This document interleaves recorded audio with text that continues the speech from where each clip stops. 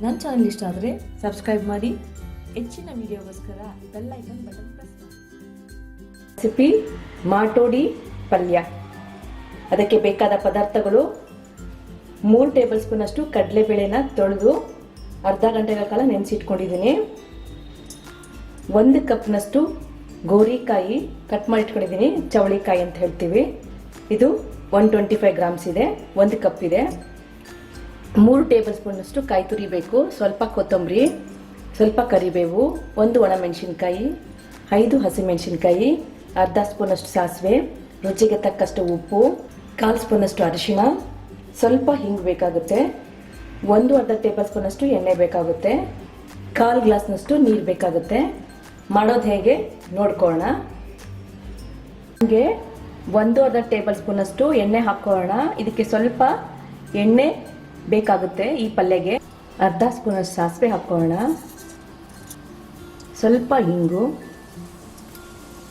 1 ಒಣಮೆಣಸಿನ್ಕಾಯಿ, ಚಿಕ್ಕದಾಗಿ ಹೆಚ್ಚಿರುವಂತಹ 1 ಕಪ್ನಷ್ಟು ಗೋರಿಕಾಯಿ ಅಥವಾ ಚೌಳಿಕಾಯಿ ಹಾಕೊಳ್ಳೋಣ. 125 ಗ್ರಾಮ್ಸ್ ಇದೆ, ಗ್ರಾಮಲ್ಲಿ ಅಂದರೆ. ಸ್ವಲ್ಪ ಕರಿಬೇವು ಹಾಕೊಳ್ಳೋಣ. ಇದನ್ನು 1 ನಿಮಿಷ ಬಾಡಿಸ್ಕೊಳ್ಳೋಣ.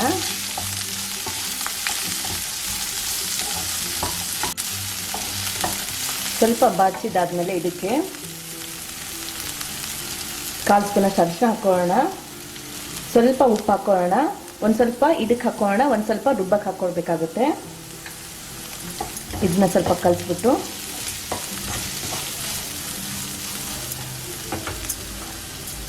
ಕಾಲು ಗ್ಲಾಸ್ನಷ್ಟು ನೀರು ಹಾಕೊಳ್ಳೋಣ.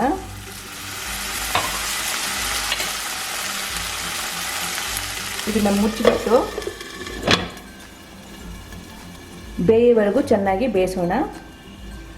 ಮಧ್ಯೆ ಮಧ್ಯೆ ಒಂದ್ಸಲ ಕಲಿಸ್ಬಿಟ್ಟು ನೋಡಿ ಬೇಯಿಸ್ಬೇಕಾಗುತ್ತೆ.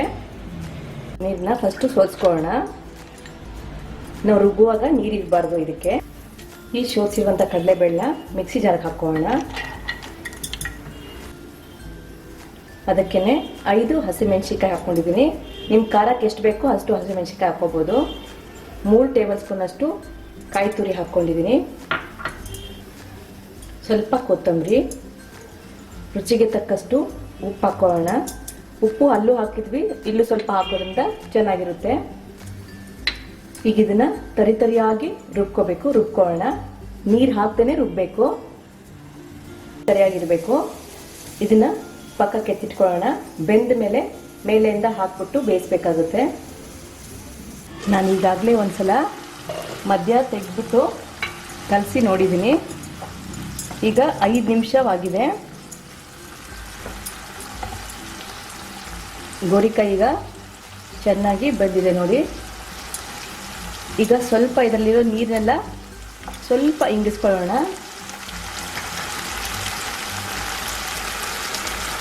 ಬೇಯುವಾಗ ನೀರು ಹೆಚ್ಚು ಕಮ್ಮಿ ಆಗ್ಬೋದು. ನಂದು ಎಳೆ ಗೋರಿಕಾಯಿ ಇರೋದ್ರಿಂದ 5 ನಿಮಿಷದೊಳಗಡೆ ಬೆಂದೋಯ್ತು. ಈಗ ಇದ್ರ ಮೇಲೇ ರುಬ್ಕೊಂಡಿರುವಂತಹ ಕಡಲೆಬೇಳೆ ಮಿಶ್ರಣನ ಮೇಲ್ಗಡೆಯಿಂದ ಹಾಕೊಳ್ಳೋಣ.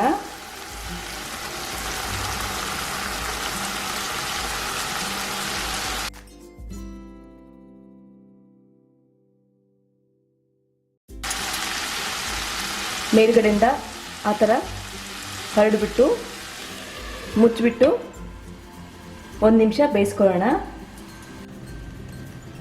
1 ನಿಮಿಷ ಈ ಥರ ಬೇಯಿಸೋದ್ರಿಂದ ಹಬೆನಲ್ಲೇ ಅದು ಬೇಳೆ ಎಲ್ಲ ಬೆಂದಂಗೆ ಆಗುತ್ತೆ ನೋಡಿ.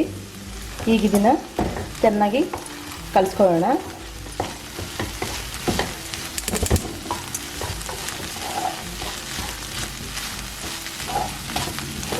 ಹೀಗೆ ಕಲಿಸ್ತಾ 3 ನಿಮಿಷಗಳ ಕಾಲ ಇದನ್ನ ಹುರ್ಕೋಬೇಕಾಗುತ್ತೆ. ಹುರ್ಕೊಳ್ಳೋಣ ನೋಡಿ. ಕಲಿಸ್ತಾ ಇದು ಈ ಥರ ಬಿಡಿ ಬಿಡಿಯೇ ಆಗಬೇಕು, ಉದುರು ಅಂತ ಹೇಳ್ತೀವಿ. ಆ ಥರ ಆಗೋವರೆಗೂ 3 ನಿಮಿಷಗಳ ಕಾಲ ನಾನೀಗ ಹುರ್ಕೊಂಡಿದ್ದೀನಿ. ಮಾಟೋಡಿ ಪಲ್ಯ ರೆಡಿಯಾಗಿದೆ. ಸರ್ವಿಂಗ್ ಬೌಲ್ಗೆ ಹಾಕ್ಬಿಟ್ಟು ಸರ್ವ್ ಮಾಡ್ತೀನಿ.